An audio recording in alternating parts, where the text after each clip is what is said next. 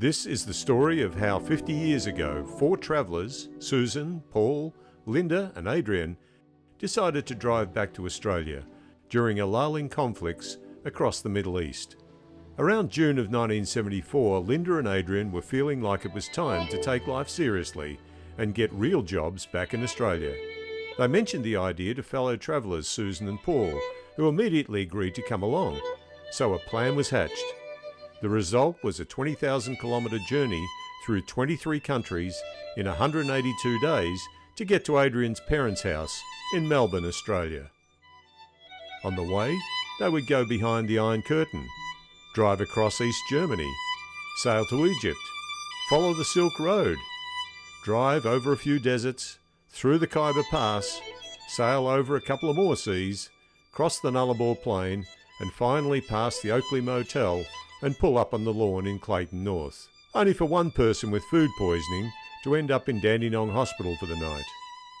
This was all accomplished with a budget of £4,000 in an ex-Dutch police combi van. These were the days before the terrorism of ISIS, the convenience of mobile phones and social media, computers for the masses, and even an affordable quartz watch. Cassette tapes carried music and handwritten mail communications. For the few overland travellers who did make it, the reward was 6 months to a year of expanding horizons and a great sense of accomplishment. There were quite a few who didn't make it, due to financial, mechanical, personal and political reasons. Sadly, the Middle East has always been in flux, and at the time, Iraq, southern Iran and Pakistan were the hotspots to be avoided or treated with caution. They had all travelled in Europe and North Africa, and now their long-term career prospects were becoming a consideration. Adrian had been working for Pacesetter Travel, which is how he and Linda had met Susan and Paul. He'd made a film of the Spain-Portugal-Morocco bus trip, which Pacesetter used to promote tours on ships coming from South Africa and Australia. The company had a few buses that departed every 4 or 5 weeks to Europe, Morocco and Turkey, and eventually to India to offer an overland journey. Linda and Adrian had previously travelled using BMW motorbikes and sidecars, and later through work in the travel industry ended up friends with drivers, couriers and travellers who had a wealth of experience and stories to tell about overland trips. This experience helped in planning, and with ideas for things to see and do from Susan and Paul, the itinerary gradually took shape. And with everyone saving madly, the reality of putting the plans into action started to pick up a pace. Adrian took on the job of looking for a vehicle, and if chance would have it, one of the guys he was working with had just finished touring Europe. The vehicle was parked with others outside Australia House, waiting to be sold. It had some very basic fit-out for cooking, a fridge, a seat that folded into a bed, and was a Volkswagen Combi built for the Dutch police. Being left-hand drive, it was ideal for Europe and some Middle East countries, but would later cause issues in Australia. The main exercise, which took months of research and planning, was the actual itinerary and route. Until this was sorted, it was difficult to work out exactly how much it was going to cost everyone and how long it could take. The plan was basically to visit countries they hadn't seen before. This included Russia and Eastern Europe, parts of Italy, Greece, what was then called Yugoslavia, Turkey, and any countries that they were able to get through on the way across to India. From there they had to ship across to Malaysia and drive to Singapore, where they had to ship again to Australia. As they were to find out later, some Middle Eastern countries were not as friendly to travellers as they'd expected.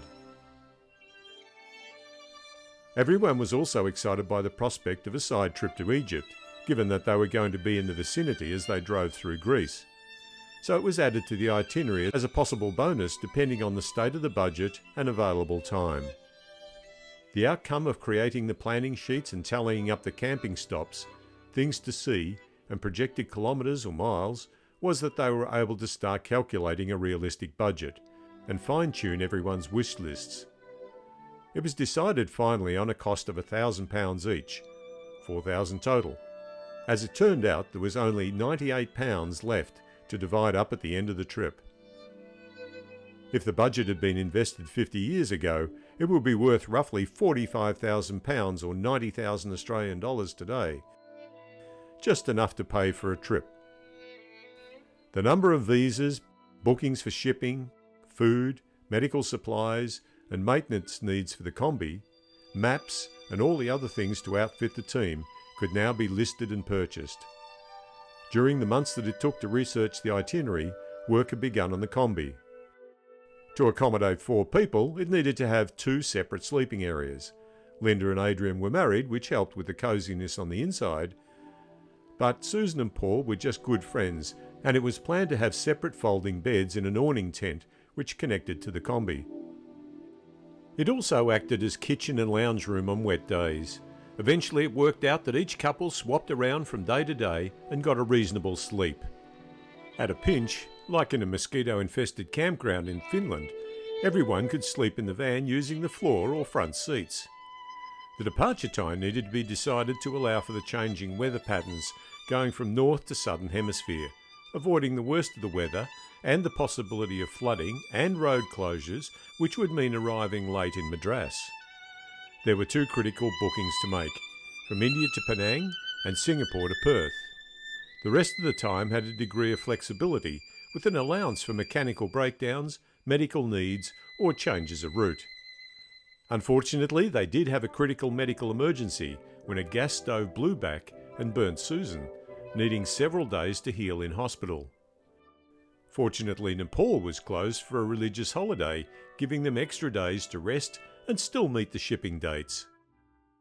The main problem in making the bookings was to confirm the availability of berths and cargo space for the vehicle. Agents were helpful up to a point, but not for specific details. Letters were going back and forth from London to Madras and Australia and Singapore to confirm sailing dates, however not the crucial availability of space and berths. As luck would have it, Adrian's contacts inside the travel industry were helpful in contacting other travellers who had done the voyages. Finally, by Christmas 1974, the bookings were made and the departure date from London on the 5th of July 1975 was chosen. With little more than 6 months to go, progress was made on getting the combi ready and brought up to reliable mechanical standard.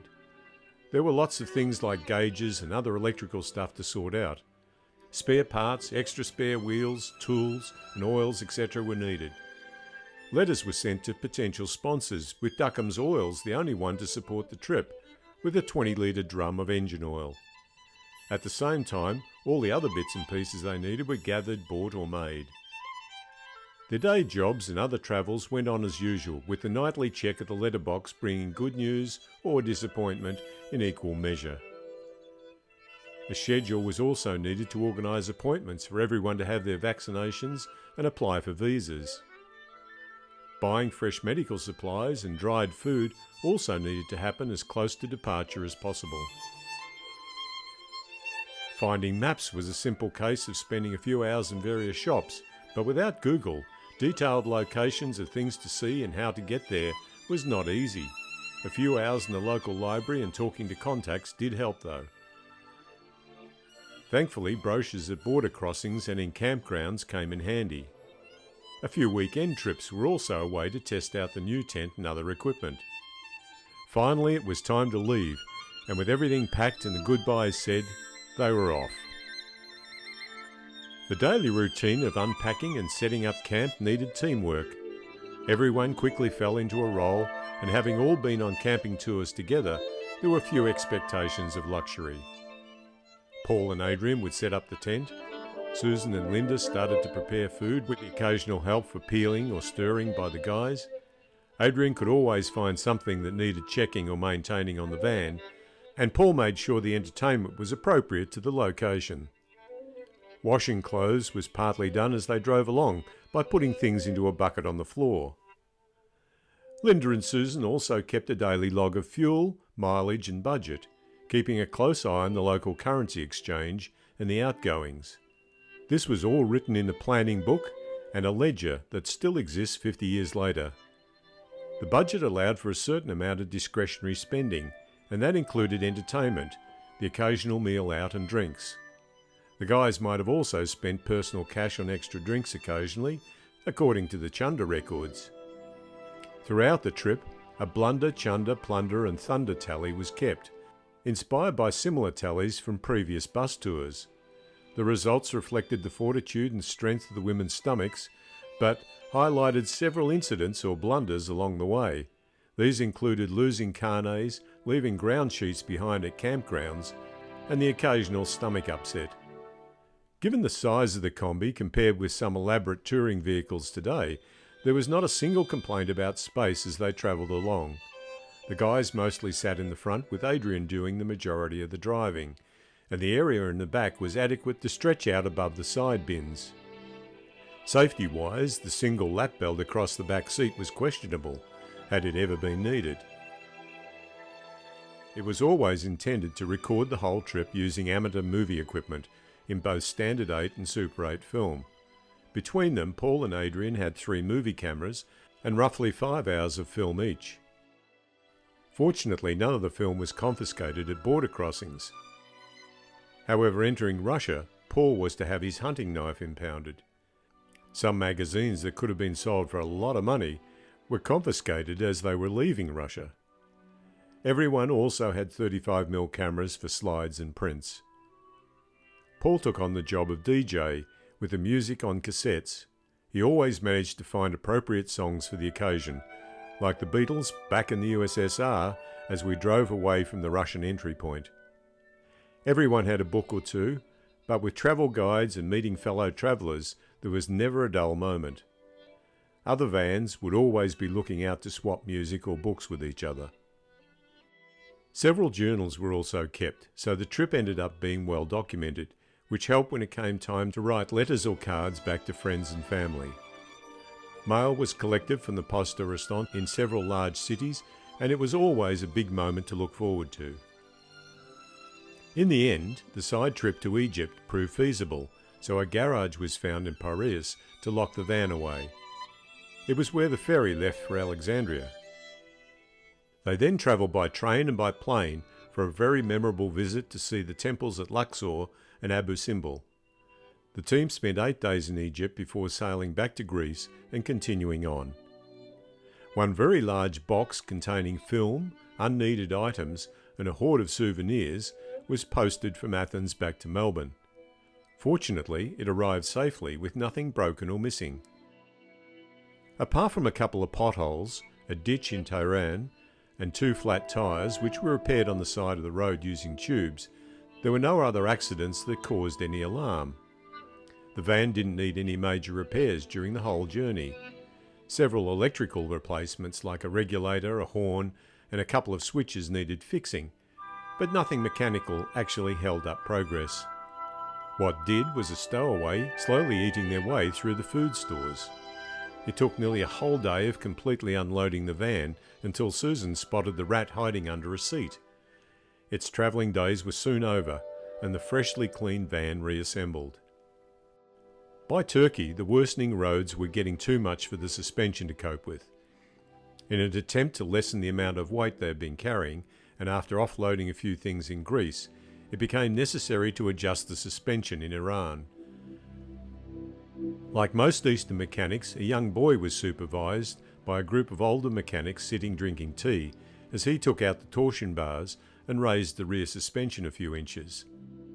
The roof rack ended up being repurposed to form a screen to protect the windscreen from rocks being thrown by kids from the side of the road in Turkey and Iran. When it came time to ship the Combi, the roof rack and equipment was stowed inside the van, so having to cut it down made that a lot easier. When the van arrived in Australia, it had to be fully steam cleaned to get through customs. The team had spent time cleaning the inside in Singapore, so that helped speed things up with customs. The issue of being a left-hand drive was solved with a couple of stickers until they arrived in Victoria. It was technically illegal to drive the van at the time, and Adrian ended up selling it to a mechanic friend for spare parts. With the journey over, everyone started looking for jobs and slowly headed back home. Paul and Adrian both edited their own versions of the films to show friends and family. It wasn't until Paul pointed out the approach of the 50th anniversary of the trip that the idea of digitising and combining their footage to preserve and present a complete picture of the whole journey happened. Over 2 years, with Paul in the UK and Adrian in Australia, they finally produced the 3-hour film, New Horizon. The film tells the story of what they saw on the 19,450-kilometre drive through the 23 countries in 6 months. So that's basically how they did it. How 4 people set out for Australia in a well-travelled van to go and see a few more countries and get home so they could get on with the rest of their lives. They arrived in Melbourne still friends and still in contact 50 years later. From one horizon to another.